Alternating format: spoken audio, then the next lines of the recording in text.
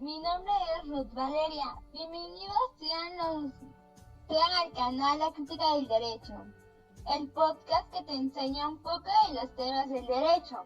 En esta edición nos sumergimos en temas que nos ayudarán a entender la naturaleza del derecho. Temas como normas de conducta, leyes naturales, normas jurídicas, concepto de derecho, la ley, la vigencia, importancia del derecho en sociedad. Así como también contamos con invitados que explicarán y te harán entender más sobre la naturaleza del derecho. Sin más preámbulos, pónganse cómodos que esto va para largo, pero tengan por seguro que haremos amena su estancia viendo el video. No olviden dejar su like, compartir y dejar algún comentario sobre lo que les pareció el video. ¡Comenzamos!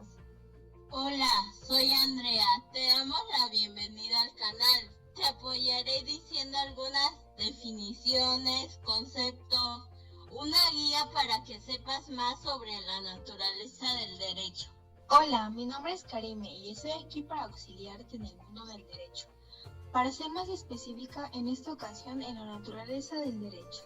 Hola, soy Ivette y con nosotros entenderás un poco más acerca del derecho. Es un gusto tenerte con nosotros. Hola, ¿qué tal? Yo soy Fernando.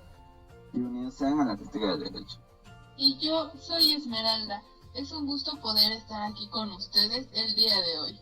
En primer lugar, ¿tienen alguna noción sobre el derecho? No, ¿verdad? Aquí te lo explicamos. Es el conjunto de normas imperatributivas. Esto implica que son derechos y obligaciones con la finalidad de hacer, no hacer y tolerar.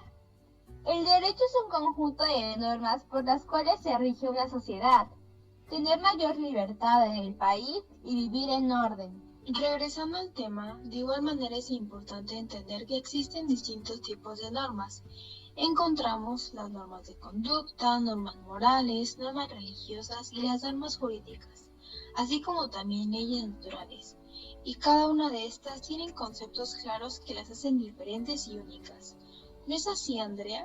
Así es, Karime. Lo primero a tratar serán las normas de conducta en las leyes naturales. García Maínez nos menciona que las leyes naturales son juicios enunciativos cuyo fin estriba en mostrar las relaciones indefectibles que en la naturaleza existen, mientras que el fin de las normas de conducta es provocar un comportamiento que estatuye lo que debe ser. Exigen una conducta que debe ser observada, pero de hecho no puede llegar a realizarse. Concuerdo contigo. Las normas de conducta nos rigen como sujetos, personas, como se quiera dar a entender. Nos imponen deberes, a diferencia de las leyes naturales, es un juicio que expresa relaciones constantes entre fenómenos. La relación que existe entre los conceptos es que ambos son producto del pensamiento del hombre. García Maínez menciona que, en otras palabras, las normas de conducta son estatus que obligan a mantener una conducta y deben cumplirse por el simple hecho de existir, mientras que las leyes naturales son derechos dictaminadas por la misma naturaleza. Respecto a normas de conducta, un ejemplo cercano es el pedir disculpas ante alguna mala acción. Y en el caso de las leyes naturales son aquellas que vimos en nuestras clases de física, como la ley de la materia y leyes de Newton, etc. He aquí que existen dos elementos muy importantes, los naturales y sociales. Los naturales, como su nombre lo dice, vienen de la naturaleza y poseen sus propias leyes. El humano siempre ha buscado explicar los fenómenos naturales como la gravedad.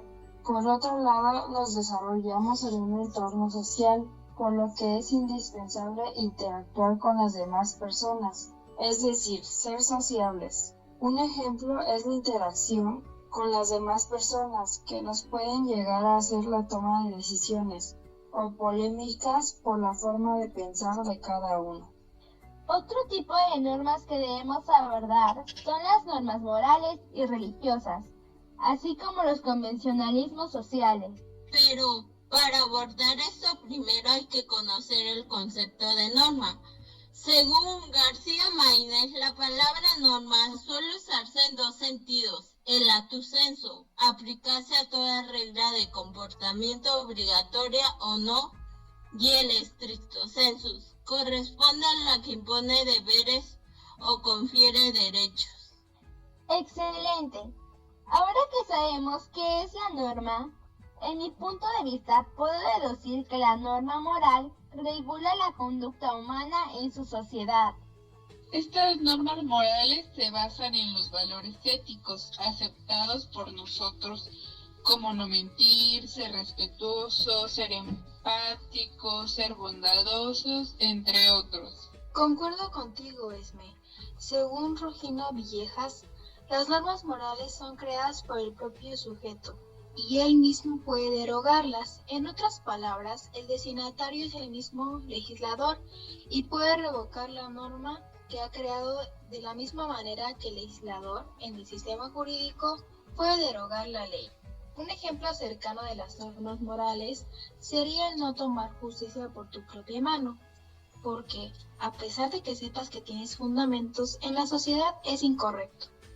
Hablando de la moral, recuerdo que en una ocasión, mientras estábamos en clases, el profesor Enrique Vázquez Gallardo nos dijo que la moral corresponde a la percepción de la sociedad y el ejemplo anterior le da la razón. Ahora bien, pasemos al tema de las normas religiosas. ¿Qué nos pueden decir de estas? Rugina Villegas nos dice que la religión es también un sistema heterónomo. Cualquier tipo de religión parte de la base de que esas normas no sean creadas por el creyente, sino elaboradas por una instancia distinta. Por ejemplo, podemos observar las normas religiosas en la prohibición del consumo de carne en las religiones judías e islámicas, pues son normas impuestas por el mismo Dios o religión.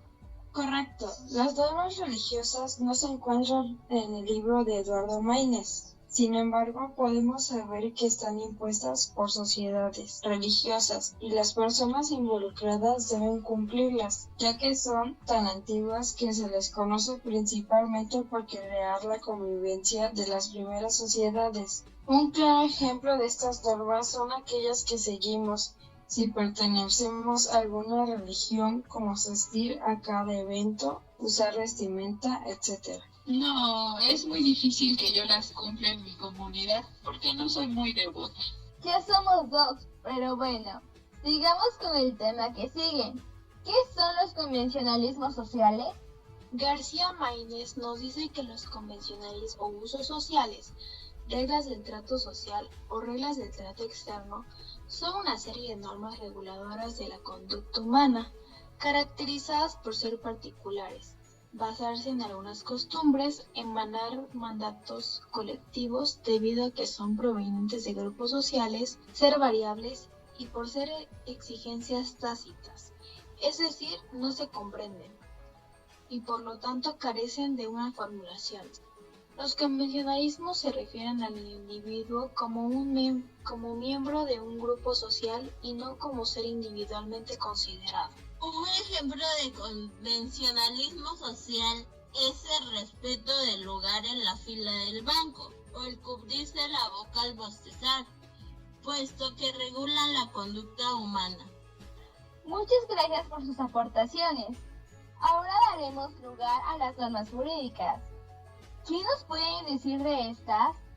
Chávez Ibarra nos dice que las normas jurídicas son las reglas de conducta sancionadas por el Estado por medio de sus órganos legislativos en los procedimientos legalmente previstos y contienen sanción en caso de incumplimiento.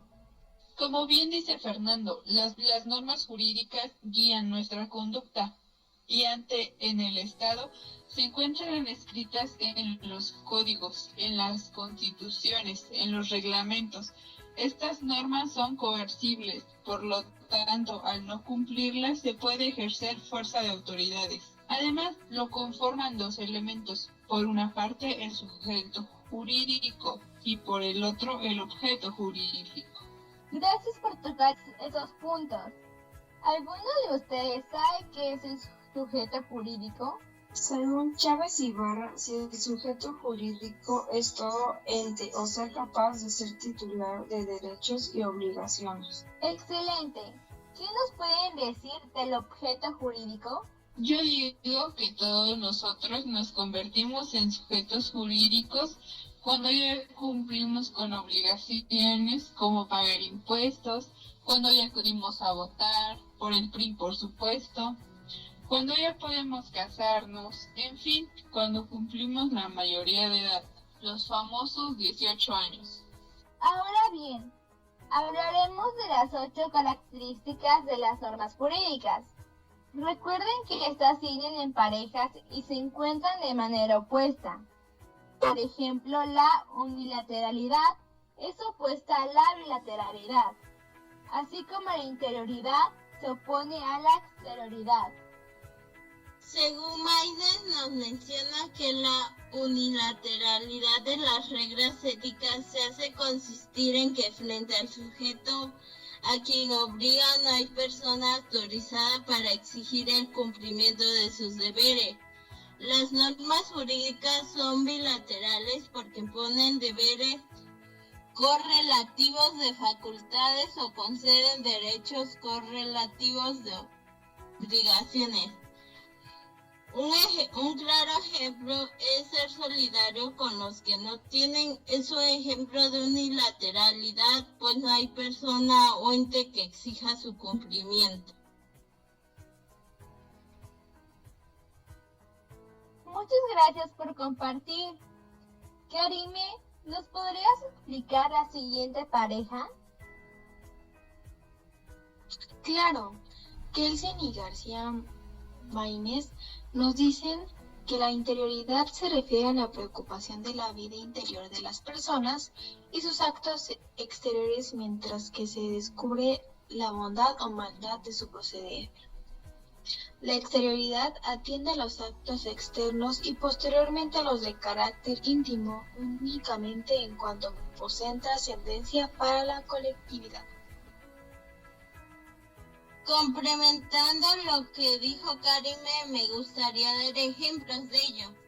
Respecto a la interioridad, puede ser el confesar algo, ya que ello sincero arrepentimiento y propósito de enmienda, mientras que la exterioridad sería pagar los impuestos, puesto que no importan los sentimientos que se tienen a realizar. Perfecto. Ahora es turno de Fernando. La incoercibilidad de la moral suele oponerse a la coercibilidad del derecho. Los deberes morales son incoercibles. Como ejemplo, entiendo como coercible cuando la norma no se cumple y se debe obligar por medio de la fuerza. Si dejaste abandonado a un hijo, te pueden obligar a darle manutención. También se nota mucho en las normas jurídicas, pues si no las cumples hay una sanción. Y lo incoercible no se puede obligar a cumplir la norma. No te pueden obligar a tener un determinado número de hijos, o también aplica a las normas religiosas. Muchas gracias. Por último, ¿nos explicaría Esmeralda la pareja restante? Para Kelsen y García Maínez, autonomía quiere decir autolegislación, reconocimiento imperativo creado por la propia conciencia, heterónomo a un querer ajeno, renuncia a la facultad de autodeterminación normativa. Además de todas las normas mencionadas, también encontramos fuentes de derecho. ¿Sabes qué es una fuente según el derecho? Claro que sí. Proviene del latín fontis, que significa lugar donde brota el agua. Se refiere a que las normas tienen un origen, es decir, existen formas de creación por distintos medios. Muy bien. Gracias por tu definición. Ahora sabemos lo que es una fuente del derecho. He aquí el momento donde tocamos el punto central. Ahora sí comenzamos con los 3 tipos de fuentes. Y para esto nos ayudará la licenciada Ivette, el licenciado Fernando y la licenciada Esmeralda. Para Kelsen y García Maínez, la primera es la fuente histórica, El término fuente histórica se refiere a los documentos que se encuentran en el texto de una ley o conjunto de leyes. Ejemplo, la Declaración de los Derechos del Hombre y el Ciudadano de 1789. Se menciona que los hombres nacen y permanecen libres e iguales en derecho. Según Kensen y García Maínez, la segunda es la fuente real. Llamamos fuentes reales a los factores y elementos que determinan el contenido de tales normas. Un ejemplo de fuentes reales son el medio geográfico, clima, riquezas naturales, ideas políticas, etc., pues son fenómenos naturales y sociales que dan origen de la norma jurídica. En segunda van las fuentes formales. Estas fuentes son las manifestaciones exteriores de una voluntad dispuesta a crear derecho, dar nacimiento a una nueva norma jurídica. Por ejemplo, en este caso serían la Constitución, los tratados internacionales, las leyes, los reglamentos y los estatutos, etc. Vaya, ese tema es muy interesante. Pero bueno, a continuación conoceremos el concepto de ley, el proceso de creación y la vigencia de una ley. Según Chávez Ibarra, la ley es la norma de derecho con carácter general, permanente, abstracto y obligatorio, emanada del poder público. La ley es la norma jurídica que emana del órgano del Estado investido con la facultad legislativa. Es increíble ver cómo una ley cambia de todo a una sociedad. En efecto, una ley nace por una iniciativa de ley, conocida como propuesta, pero para que una ley se apruebe pasa por el proceso legislativo, el cual consta de 7 etapas. Sería genial que nos las explicara. Chávez Ibarra nos dice que la iniciativa de la primera etapa consiste en la facultad que tienen determinados órganos del Estado para presentar al Congreso de la Unión una propuesta de ley. Dicha facultad, en los términos del artículo 71 constitucional, compete en primer término al presidente de la República, diputados, senadores, al Congreso de la Unión y a la legislatura de los estados. Por ejemplo, frecuentemente se proponen iniciativas de ley. En este momento está la Ley Federal de Presupuesto y la Responsabilidad Hacendaria, que tiene por objetivo transparentar el ejercicio de los recursos derivados de multas y sanciones económicas. Para Chávez Ibarra, la segunda es la discusión, que es el acto que consiste en examinar el proyecto o iniciativa de ley polemizando sobre él para decidir, realizando por las cámaras, en donde a través de la votación mayoritaria se aprueba o no. Ejemplo, los diputados tienen que discutir en su respectiva cámara la importancia y vialidad de la nueva ley, por medio de un intercambio de razonamientos lógico-jurídico, en base al método dogmático jurídico. Sin embargo, causa conflicto el hecho de que ellos no requieren ninguna preparación. Como comentaba en una ocasión durante la clase, basta con tener las posibilidades económicas para realizar campañas políticas, lo cual realmente es preocupante, pues ese tipo de personas son quienes toman las decisiones y muchas veces son decisiones que tienen efectos negativos. La tercera es la aprobación, y esta se realiza ya que la ley obtiene la sanción del Poder Ejecutivo. Posteriormente se publica y se da a conocer la ley a quienes deben cumplirla para que una ley pueda ser obligada a su cumplimiento desde ponerse al alcance del público. Un ejemplo claro de este acto es que se realiza una vez que haya cumplido con los requerimientos correspondientes para su publicación, así como tomamos las decisiones en los salones de clase. Una vez que se haya aprobado, se le da a conocer a las demás partes. Para Chávez y Ibarra, la cuarta etapa es la sanción, y en este acto el presidente de la República interviene y manifiesta, firmando su conformidad con la iniciativa de ley aprobada anteriormente por las cámaras. Podríamos realizar la comparativa con lo que sucede en las aulas. Cuando se tiene una propuesta y ha sido aprobada por los alumnos, se le hace conocer al profesor para saber si éste está conforme con ella. Según la Constitución Política de los Estados Unidos Mexicanos, en la quinta etapa de la promulgación, promulgar y ejecutar las leyes que expide el Congreso de la Unión, proveyendo en la atmósfera administrativa a su exacta observancia. Aquí el Poder Ejecutivo reconoce solamente que una ley ha sido aprobada conforme al proceso legislativo establecido en la Constitución y que por lo tanto debe ser obedecida.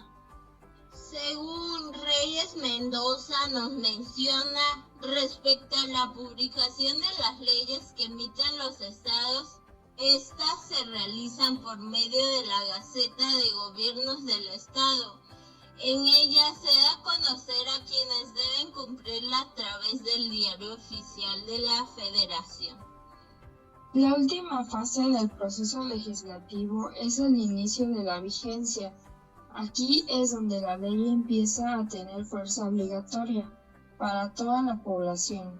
En México existen dos sistemas para que inicie la vigencia de una ley, a saber, sistema sucesivo y simultáneo, según Reyes Mendoza.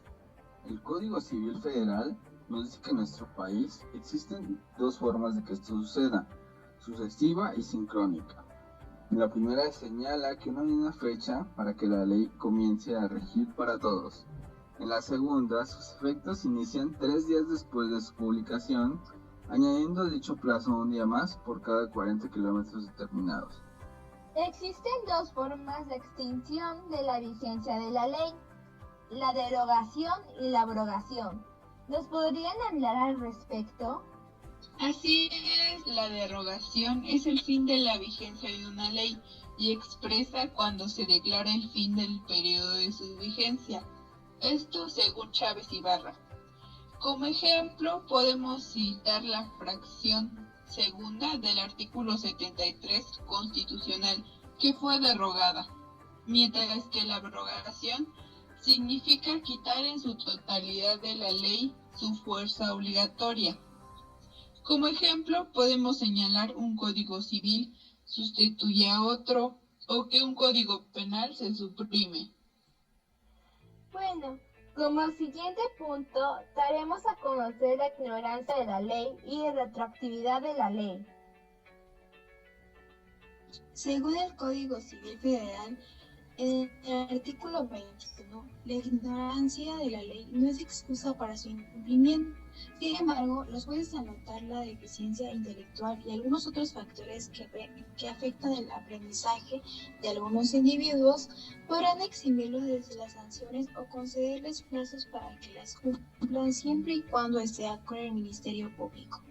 Ejemplo, las personas que han vivido toda su vida en zonas rurales y llegan a la ciudad sin conocimientos de las leyes, lo cual significa la posibilidad de incumplirlas sin tener conocimiento de ello.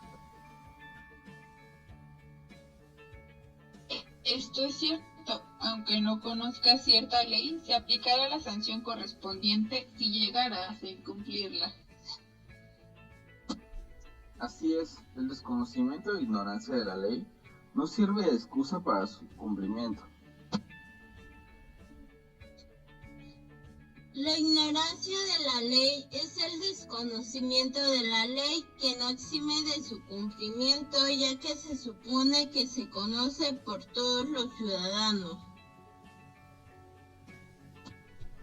Pianuel nos dice que la retroactividad de la ley se representa en cuanto a la nueva norma jurídica vuelve sobre el pasado, apreciando condiciones de legalidad de un acto realizado bajo la vigencia de la ley antigua, tratando de modificar o suprimir ciertos efectos o afectando a la propia validez del acto jurídico.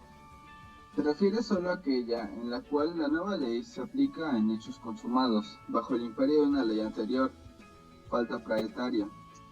Y la otra especie comprende aquellas situaciones jurídicas del curso que no pueden ser modificadas en las nuevas consecuencias de derecho, realizadas antes de la nueva ley, falta pedantía. Ejemplo, en los derechos de la celebración de un contrato, ya que se puede cumplir la destrucción o destrucción de derechos adquiridos al amparo de otra ley anterior. Ahora bien, pasemos a mencionar la clasificación del derecho. El derecho se divide en derecho subjetivo, derecho objetivo y derecho positivo. Según Reyes Mendoza, el derecho subjetivo es el conjunto de facultades jurídicas que las personas tienen el deber de cumplir frente a otros individuos o bien ante el Estado. Reyes Mendoza también nos menciona que el derecho objetivo se basa en un conjunto de reglas que, además de imponer deberes, confieren facultades, o se permite o se prohíbe. En realidad, el derecho objetivo es el que está expresado en las leyes o normas que emanan del poder público.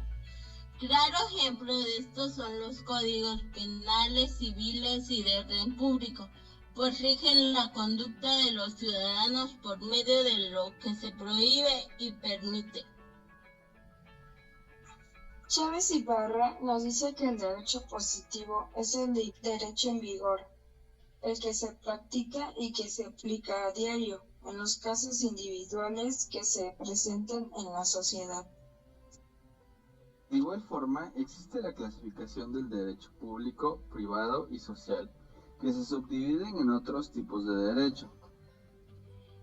¿Alguien sabe qué es el derecho público y qué otros tipos de derecho lo conforman?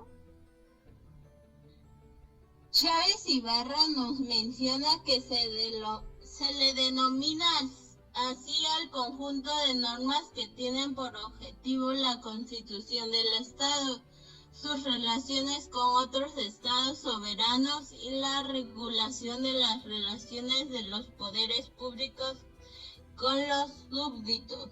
Un claro ejemplo sería la regulación de los procesos penales de principio a fin, ya que ahí se presenta el derecho penal. El derecho público está conformado por el derecho internacional público, derecho constitucional, derecho administrativo y derecho penal. Muy bien, ahora sabemos más sobre el derecho público. Pero, ¿qué pasa con el derecho privado?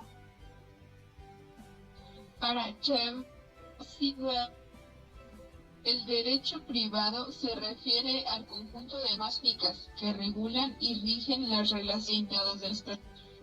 La normativa que regula las relaciones entre padres e hijos sería un ejemplo del derecho privado.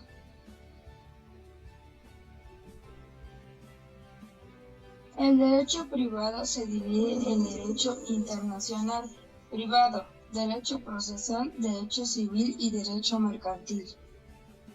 Para culminar con el tema de clasificación del derecho, debemos nombrar el derecho social. Para Chávez Ibarra, el derecho social es el conjunto de normas jurídicas que rigen la vida del hombre en la sociedad. Ejemplo, el derecho al salario mínimo. Este derecho se divide en derecho laboral, derecho agrario, derecho aéreo y el derecho a la seguridad social. Por último, para dar cierre a nuestra primera transmisión, se dará a conocer la importancia del derecho en sociedad. Para José Añón y Cañizares, el derecho funge como impulsor de transformaciones y asiste al cambio social, estimulándolo como guía del futuro quehacer o instrumento de cambio, lo que le hace aparecer como un fenómeno presocial, independiente y anterior a la realidad, aún sin ser. Ejemplo, es necesario en la sociedad el mundo del derecho, puesto que Sin la sociedad sería un pequeño desastre. Imagínense, si los homicidas que están conscientes de la pena que pueden pagar en la cárcel, lo siguen haciendo. Yo creo que no podríamos imaginar una vida sin leyes y normas que realicen las sanciones correspondientes para que las faltas se regulen. También regula las formas de comportamiento de una sociedad. Sin derecho no puede haber justicia. Está presente en todas las áreas de nuestras vidas, en las relaciones de trabajo, en la familia, en los asuntos políticos, en la calle cuando manejamos, en las operaciones bancarias, en cualquier parte, y sin él nuestra vida sería un total caos.